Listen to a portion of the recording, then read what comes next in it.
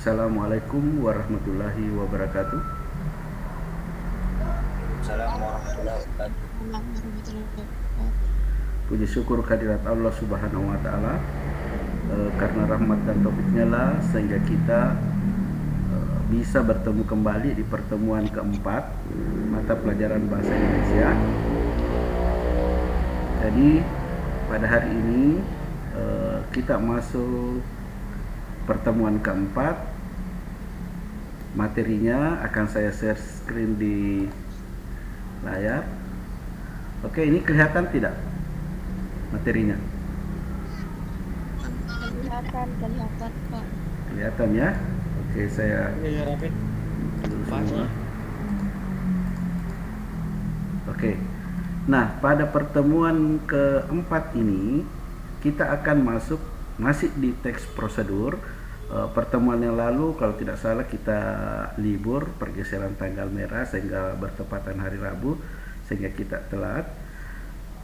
Nah, untuk materi hari ini kita masuk ke menganalisis struktur dan kebahasaan teks prosedur. Ya, di sini ada dua indikator yang harus kita penuhi, yang harus kita pahami dan harus kita selesaikan pada pertemuan kali ini. Yaitu yang pertama, kita harus mengetahui struktur prosedur, teks prosedur, mengungkapkan kembali strukturnya seperti apa dan mengungkapkan kembali unsur kebahasaan teks prosedur. Ada beberapa yang sudah saya jelaskan di sini, tapi kita bahas kembali.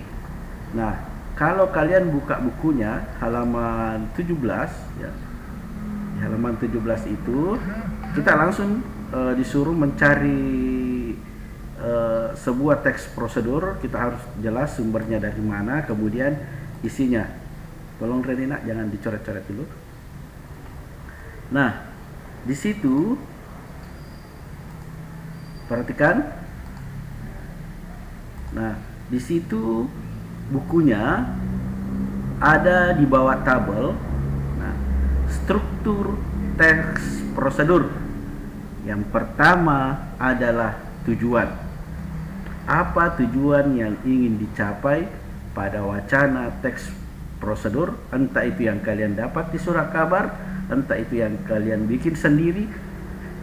Kalau minggu lalu pernah saya jelaskan, misalnya Nurpadilla membuat kue brownies yang lezat. Nah, kira-kira apa tujuan daripada wacana yang dibuat Nurpadilla? Tujuannya adalah memberikan penjelasan atau tahapan-tahapan atau tata cara membuat kue brownies sehingga lezat untuk atau enak untuk dinikmati. Bisa dipahami? Jadi struktur yang pertama dalam teks prosedur adalah tujuan. Apa yang ingin dicapai, apa yang ingin diberitahukan kepada pembaca teks prosedur itu, yang harus dia lakukan. Kemudian yang kedua adalah langkah-langkah.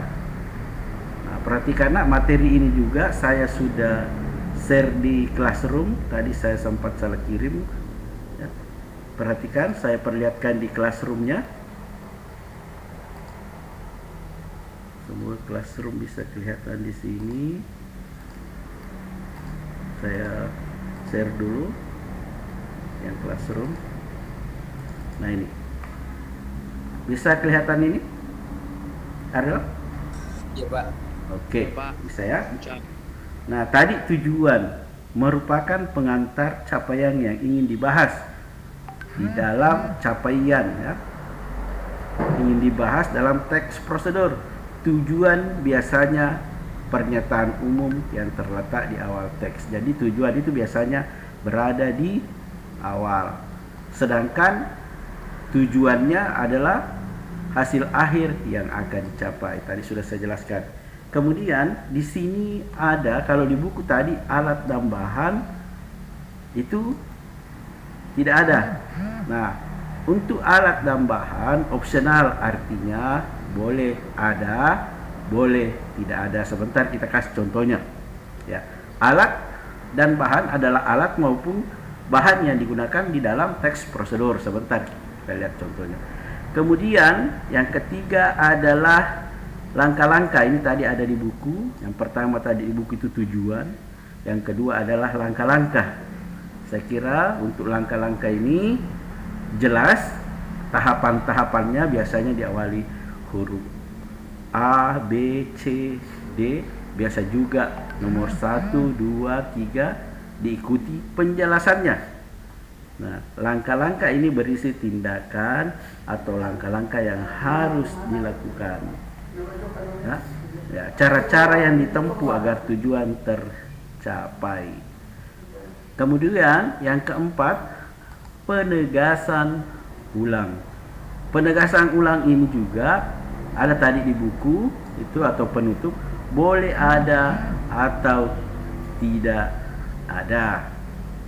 Nah, biasanya kalau tadi Nur Padilla membuat kue brownies yang enak, apa penutupnya?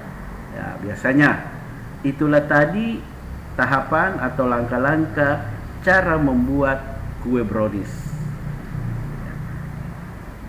Saya berharap sebagai mungkin konten kreator atau pembuat yang mempraktekkan, saya berharap pembaca juga bisa mempraktekkan membuat kue brownies seperti yang saya lakukan tadi. Itu penegasan ulang. Harapan konten kreator kalau sekarang ya, atau harapan yang membuat teks prosedur tadi kepada yang membaca. Harapannya apa? Ya, harapannya bisa dipraktekkan. Nah, ini ada contohnya di buku, bisa dilihat di bukunya. Kalau di buku itu sepertinya lebih jelas. Saya stop dulu ini. Dan di buku. Nah, kiat menata rambut pendek. Kita ke struktur yang pertama tadi. Apa tujuan yang ingin dicapai? Ya, tujuannya adalah cara yang harus ini dilakukan untuk merawat rambut pendek dengan baik. Ya, ini tujuannya. Untuk merawat rambut pendek dengan baik. Itu biasanya terletak di awal paragraf atau di pernyataan umum. Oke, tujuan sudah dipahami? Tolong direspon. Iya, Pak. Ya, bisa. Iya, Pak. Nah, oke, terima kasih. Kemudian kita pindah ke alat dan bahan. Ya, ini boleh ada, boleh tidak ada. Jelas yang pertama, handuk, air,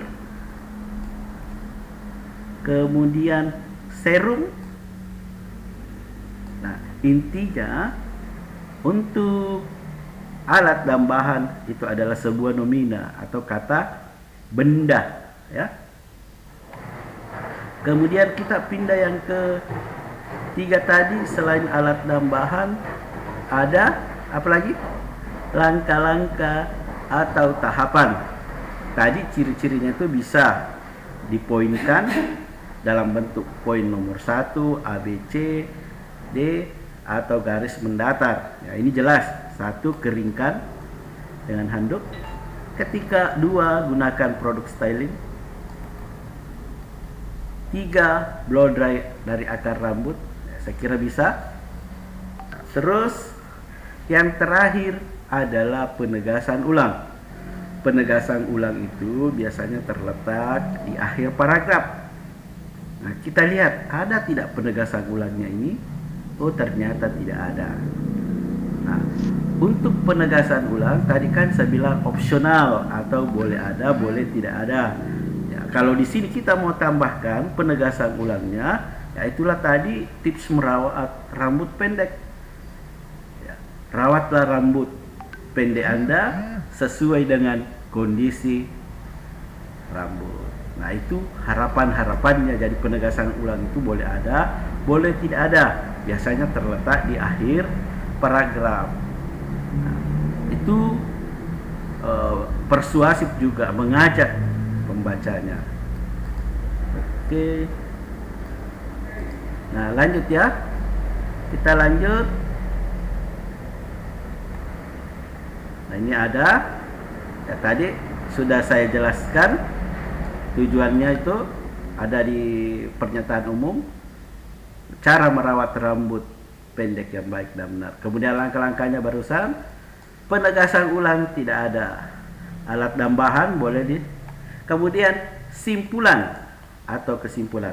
Ingat cara membuat kesimpulan pelajaran kelas 10 ya.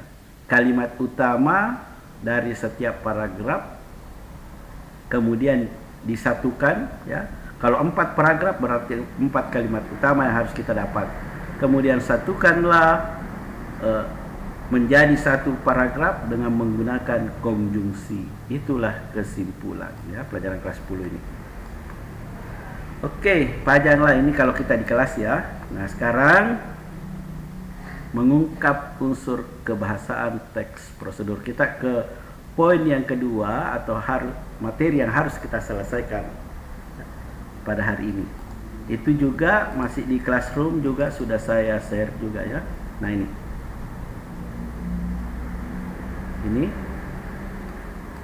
jadi yang tertinggal mau melihat kembali. Nah, tolong diperhatikan, kita ke mengungkap unsur kebahasaannya jadi ini dari segi bahasa ya. Yang pertama, banyak menggunakan kata kerja perintah atau imperatif. Kita cari manakah kalimat perintah yang ada pada teks tadi yang ini. Kita cari ya. Nah, ini yang pertama, mengeringkan. Jadi disuruh dikasih kering rambut dulu. Ya. Ingat, mengeringkan, kemudian mengacak-ngacak. Ini bisa dipahami ini? Tolong direspon. Ya, bisa ya. Kemudian kita cari lagi, keringkan, dipijat perlahan. Ini ya, ini contohnya juga. Kemudian masih kalimat perintah, terlihat bersinar ya, memberikan berarti ada sesuatu yang kita kasih masuk ya. Saya kira itu beberapa contohnya. Kita cek lagi.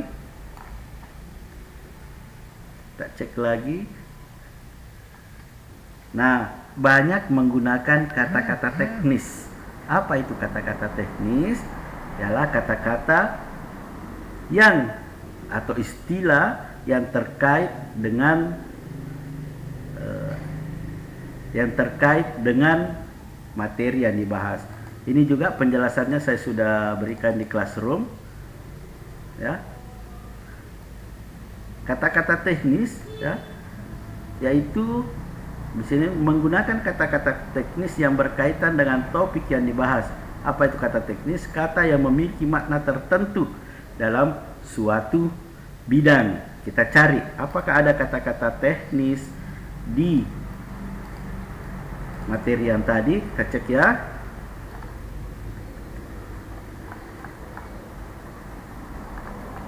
Nah, lihat, yang pertama adalah styling. Apa itu styling? Ya, sejenis produk dan digunakan untuk merawat rambut. Saya kira kalau kita buka kamus ini tidak ada dalam kamus bahasa Indonesia, tapi kalau dalam kamus bahasa Inggris kemungkinan ada. Kemudian serum, ini kata teknis. Apa itu serum? Ya, kita cek di kamus ya. Apa itu serum? Makanya itu kemarin saya suruh siapkan kamus. Ada yang sudah buka kamusnya? Kita pakai kamus online saja ya. Ya. Itulah kata-kata teknis. Biasanya kita serum. Apa itu serum? Ini kelihatan tidak di layarnya? Kelihatan Pak. Ya, kita buka serum. Lihat dulu Pak. Apa itu serum? Nah, ini serum, barang yang serupa air yang terdapat di dalam cairan tubuh seperti dalam darah. Nah, mungkin ini disuntikkan sehingga bisa menyehatkan rambut, ya, serum. Oke. Kalau styling ya mungkin tidak adanya di kamus bahasa Inggris. Kemudian kita cari lagi istilah teknis 1 atau 2, extra glow. Memberikan ini sejenis produk juga. Kita cari lagi. Nah, ini hair dryer. Mungkin perempuannya dan maksudnya familiar dengan hair dryer. Mungkin ada yang bisa menjawabnya. Apa itu hair dryer? Perempuannya ada yang bisa menjawab. Laki-laki juga tidak apa-apa kalau ada yang mau menjawabnya. Apa itu hair dryer? Pengering rambut Pak. Iya, ternyata laki-laki yang bisa menjawab. Oke, jadi itulah contoh kata-kata teknis ya.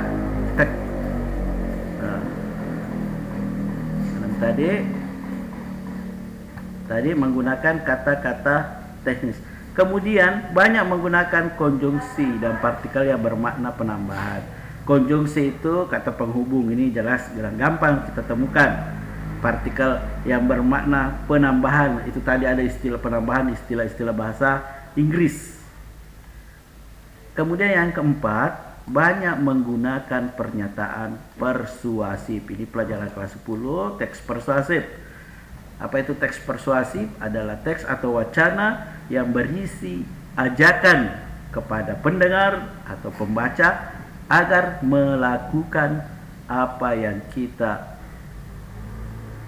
bacakan, seperti penceramah di masjid, apa yang kita tuliskan, ya, seperti kalau kita membuat teks prosedur. Oke, kita cari apakah ada ajakan untuk melakukan, ya. Nah, biasanya untuk teks persuasif ajakannya berada di penegasan ulang, sementara tadi di sini wacananya tidak ada penegasan ulangnya. Kita cari wacana yang bisa saja ada penegasan ulangnya ini. Ya, tetap semangat pada hari Senin kita cari. Nah, ini penegasan ulangnya atau persuasifnya. Nah, dengan begitu pekerjaan cepat selesai. Kita bisa pulang cepat. Jadi kalau pekerjaan cepat selesai berarti ini ajakannya kita bisa pulang tepat waktu dan bisa melakukan berbagai hal lain di luar pekerjaan. Jadi ini wacana yang ada penegasan ulangnya. Nah, sekarang kita ke yang tadi saya cari lagi yang di classroom.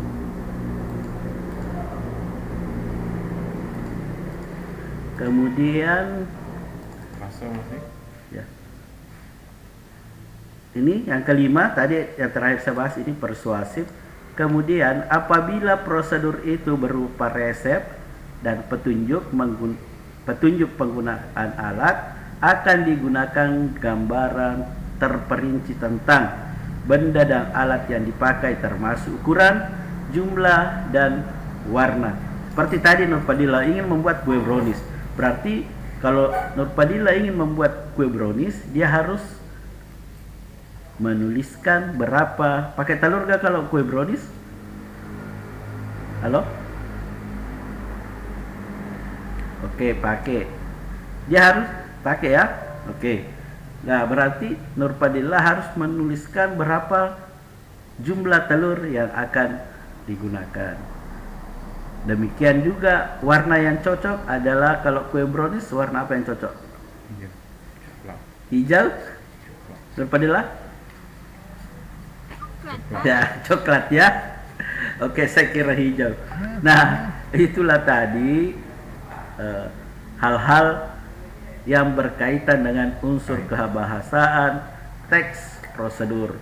Kalau ada yang kurang jelas boleh ditanyakan di sini. Tapi ada temannya tadi yang resen, satu orang, oh mungkin salah pencet ya. Oke, ada yang ingin ditanyakan sebelum saya mengakhiri pembahasan materi kita hari ini? Jadi, oke, silahkan. Nah, kalau tidak ada, ya saya menyimpulkan. Jadi materi kita hari ini ada dua indikator. Yang pertama adalah struktur teks prosedur. Ya. Ada berapa? Ada dua yang wajib, yaitu tujuan dan langkah-langkah. Sementara alat dan bahan serta penegasan ulang boleh dituliskan atau tidak. Kemudian indikator yang kedua adalah unsur kebahasaan teks prosedur yang barusan tadi saya bahas. Pertama, mengandung kata imperatif atau kalimat perintah, kemudian menggunakan kata-kata teknis, menggunakan konjungsi, yang keempat pernyataan persuasif atau ajakan. Terus yang terakhir tadi, kalau dia menggunakan alat-alat tertentu harus digambarkan berapa jumlahnya, mulai dari tadi itu kue brownies 5 ya, 5 untuk satu, serta warna kalau ada. Oke, kalau tidak ada lagi yang ingin bertanya, boleh dinyalakan kameranya dulu supaya ada yang bertanya melalui grup chat.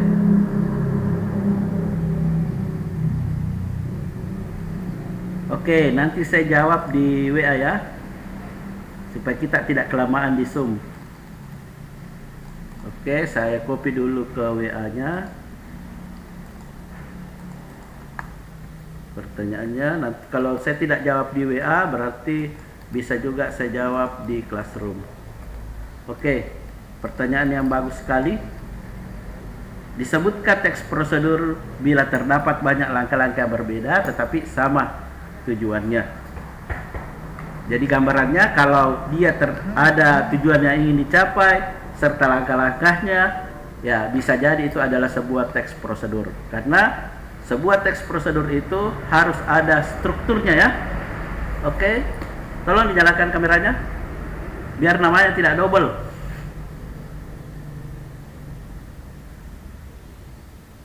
Ya, Nurhalisa, Nuralifa. Jadi nanti yang hadir di sini tidak usah absen online.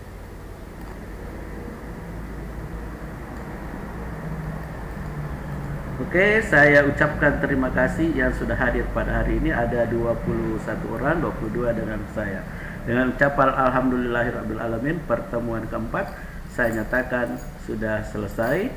Kita lanjut di grup WhatsApp. Wassalamualaikum warahmatullahi wabarakatuh.